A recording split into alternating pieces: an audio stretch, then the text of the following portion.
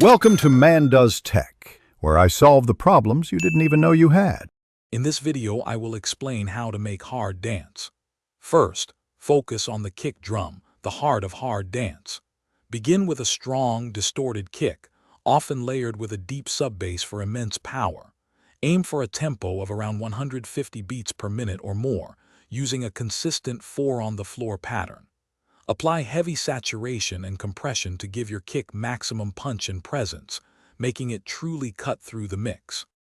Next, let's craft your melodic and bass elements.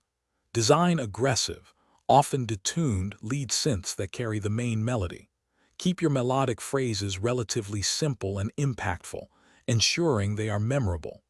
Develop a powerful, rhythmic bass line that locks in tightly with your kick drum, providing a solid groove.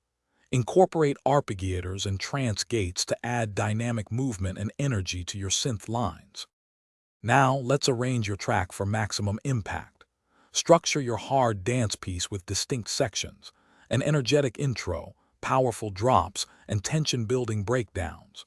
Gradually build tension using risers, sweeps, and filtered elements before each main drop to create anticipation. Introduce new sounds and variations progressively to keep the listener engaged.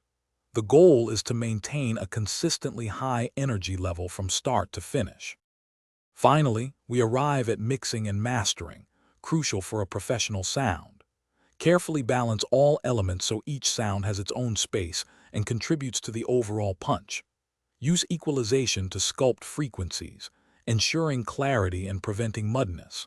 Apply compression strategically to control dynamics and glue your track together. Master your final mix to achieve competitive loudness and a powerful, impactful presence on any sound system. Thanks for watching. If you found this helpful, don't forget to like and subscribe.